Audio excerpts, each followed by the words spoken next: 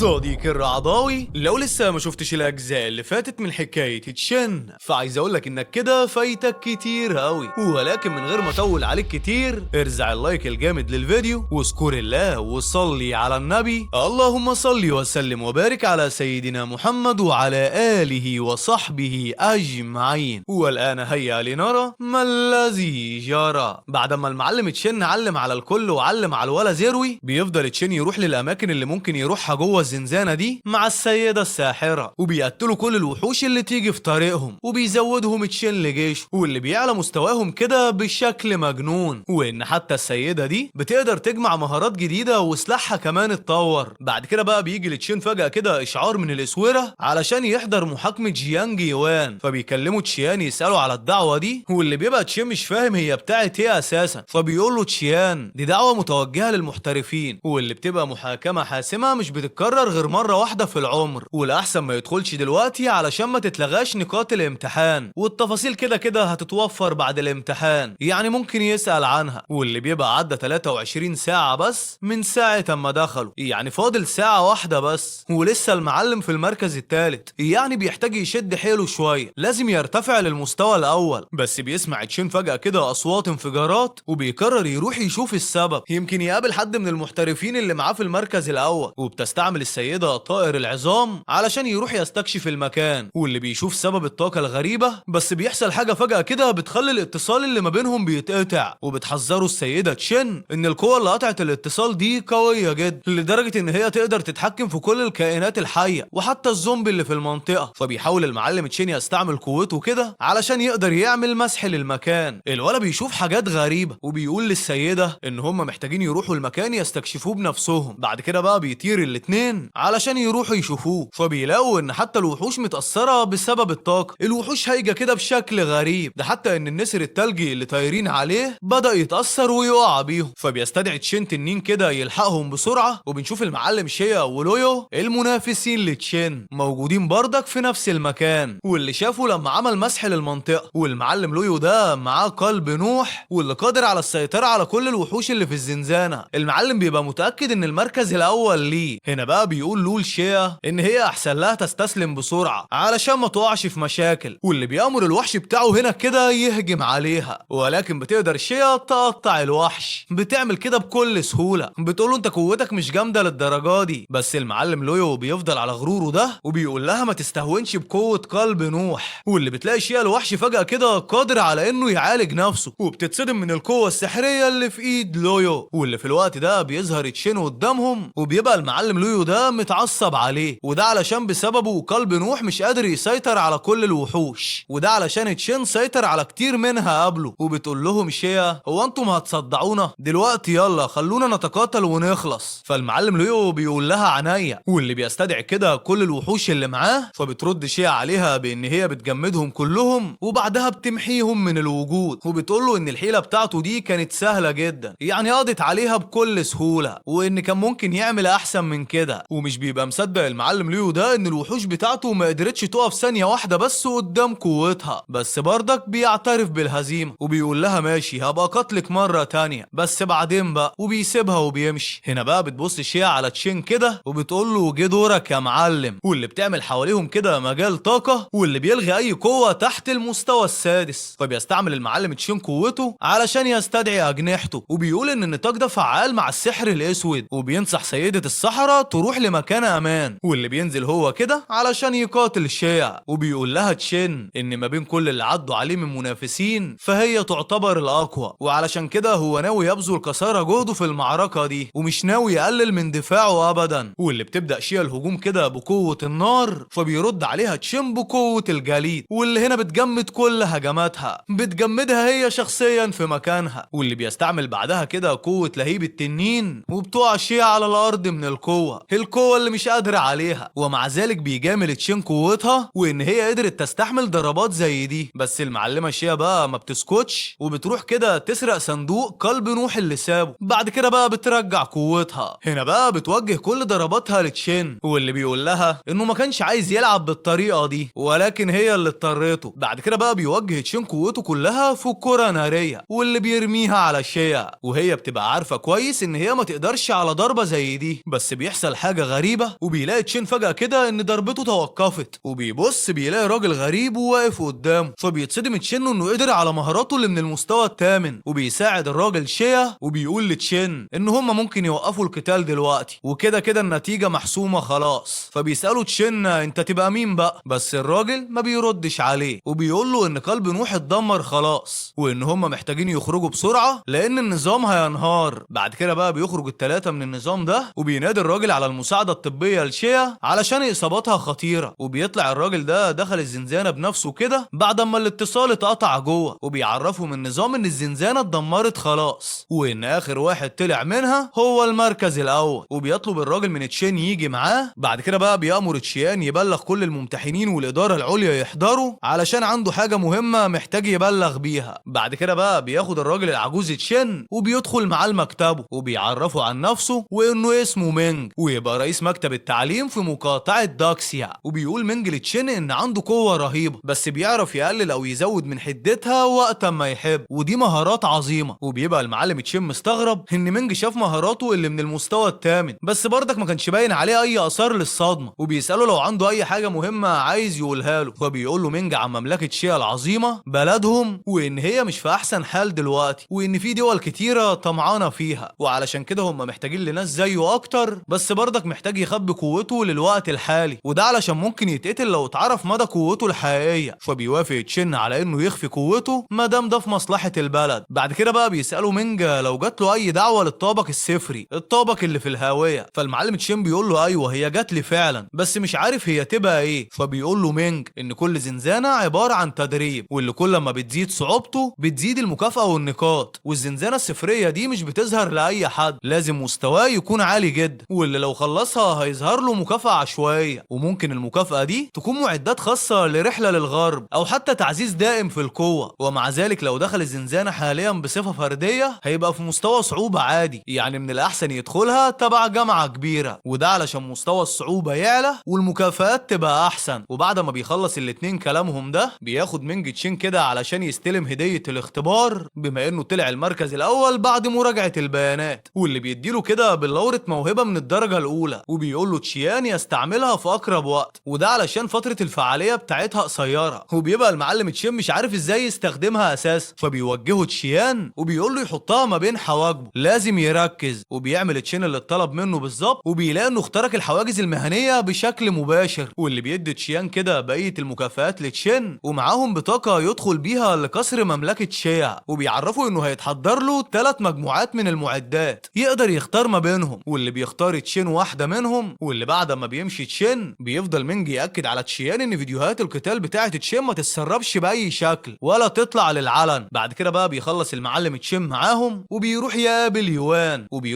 يوان، واللي بيبقى حجز له غرفة في فندق علشان مش هيقدروا يرجعوا للمدينة النهاردة. بعد كده بقى بتظهر نتائج الجامعات وبيتشهر تشين، واللي بيبقى اسمه في كل مكان بجانب اسامي ال9 الاوائل التانيين، بس بيبقى تشين مش مرتاح مع كل الشهرة المفاجأة دي. بس بيقول له يوان يا ابني انت كده وصلت لاعلى ابواب المجد، يعني المفروض تبقى مبسوط، وانه حرفيا يعتبر اسطورة جديدة بالنسبة للبلد. بعد كده بقى بيرجع تشين يرتاح في الفندق، واللي بيفضل يشوف المميزات الجديدة اللي اكتسبها. المعلم في قمة انبساطه، وكمان علشان مرتاح ان كل ده خلص. بعد كده بقى وتاني يوم بينزل مع يوان الشارع، ولكن مش بيقدر يمشي خطوتين من غير اما يلاقي الصحفيين والاعلاميين اللي حواليه، واللي عمالين يسالوه عن اللي حصل في اختبار الجامعات، وايه الجامعه اللي ناوي يدخلها، وايه شعوره دلوقتي وهو طالع الاول. بس بيبقى المعلم تشين قلقان، وبيسال يوان هو ايه العبط اللي بيحصل ده. فبيقول له يوان يا راجل اطمن، دول جايين يدعموك بس ويحتفلوا بيك، انت الاول يا عمنا، ده غير الجامعات اللي بتجري عليه وعايزينه معاهم مقابل منح دراسيه مجانا وكمان فلوس. وبيجي له رئيس جامعه قمه السحاب، واللي تعتبر ثالث احسن جامعه في البلد، لا ده كمان بيوظفوا اللي بيتخرج منها على طول، واللي بتاخد دعم من احسن النقابات اللي في الكوكب، ده غير الاساطير اللي عنهم، وان هم معروف عنهم كلهم ان هم من مستويات فوق المستوى السابع. واللي بتفضل عروض الجامعات كده تيجي لتشين وبيتخانقوا كلهم عليه، وبيحاول كل واحد يقنع تشين ان جامعته احسن وان التانيين هيبوظوه. ده حتى يوان بتجيله مكالمات من رؤساء الجامعات، واللي بيطلبوا منه يسال تشين لو حابب يبقى موجود معاهم، وبيعرفوا يوان ان مينج تواصل مع مدير اكاديميه شينشياو، واللي تعتبر اعلى اكاديميه في عهد اسره شيا العظيمه، ولو وافق كل الصداع بتاع الاكاديميات التانيه ده هيقف. فتشين بيوافق يوافق على العرض ده، خصوصا ان مينج خالف القواعد وكلم المدير مخصوص علشانه، يعني مش هيخسر حاجه لو وافق. واللي اخيرا بيخلص تشين من كل الصداع ده وبيرجع للبيت، ولكن ما بيلحقش يرتاح شويه، بيلاقي المعلم يوان بيكلمه وبيقول له انه عايز يقابله، واللي لما بيقابله يوان بياخده على الكليه الجديده، وده علشان يسجلوا فيها في اسرع وقت، وده علشان لو الاماكن خلصت وما سجلش هيضطروا يستنوا 6 شهور على الاقل علشان يقدر يسجل. بعد كده بقى بتطلع ان كليه شينشياو دي موجوده في السماء، يعني بيحتاجوا يطلعوا لها بطياره علشان يقدروا يوصلوا، واللي بالفعل كده بيوصل الاتنين اخيرا وبيطلب الحارس ورقه القبول. فبيحس تشين ان الحارس عنده هيبه كده، فبيقرر يشوف قوته وبيلاقيه من المستوى المهني العالي، وبيعرفهم الحارس ان هم متسجلين على النظام، يعني يقدروا يدخلوا في اي وقت بحريه. وبيفضل يوان يكلم تشين عن الاكاديميه دي وعن الحاجات المهمه، وبيقول له لازم يخلي باله من الساعات المعتمده، وده علشان ممكن يبدلها بالموارد بعدين، وكمان لازم يكملهم علشان يتخرج، وكمان بيبقى في تقييم ليهم من وقت للتاني، واللي كل ما تزيد درجاته في التقييم بتبقى الموارد المتاحه ليه احسن، يعني حرفيا كده ممكن يدوله باللورة سحريه في كل ترم. بعد كده بقى بيدخل المعلم تشين بعدها لمكان تحديد المستوى الاخير قبل ما يدخل الكليه بشكل نهائي، وبتاخد الموظفه بياناته كده، وبتعرف انه تشين اللي جاله طلب مخصوص علشان يدخل الجامعه، وكمان في وقت متاخر، وبتسال لو هو موهوب بجد بالشكل اللي بيقولوا عليه. بعد كده بقى بتفتح له الموظفه بوابه الزنزانه اللي فيها الاختبار، والمعلم ما بياخدش ثانيه بس وبيخلص تشين على كل الوحوش اللي جواها. بعد كده بقى بيجي دور الجوله الثانيه، واللي بيبقى من حق تشين يختار اي طالب جامعي وينافسه براحته، وممكن كمان تشين ياخد مكانه وتصنيفه لو كسب. وبيشوف المعلم تشين كده طالب اسمه جينج، واد كده شكله قوي، وبيقول لك بس انا هقاتل ده، فبتحذره الموظفه ان جينج ده قوي جدا وهزم حتى الطلبه اللي اكبر منه، يعني لو كسبه هو كمان هياخد منه كل الهدايا الترحيبيه. وكمان بتاكد عليه ان تحدي الشباب مش لعبه علشان يختار بالشكل المستهتر ده، ولكن يا ترى ايه اللي هيحصل في القتال ده، ويا ترى هيرسى على ايه. عايز اقول لك بقى ان الاحداث بتزداد حماس، ولكن علشان يوصلك اشعار بالاحداث الجديده اللي هتنزل ان شاء الله، يبقى ظبط بقى الدنيا كده، لايك للفيديو واشترك في القناه، والاهم طبعا اذكر الله وصلي على النبي.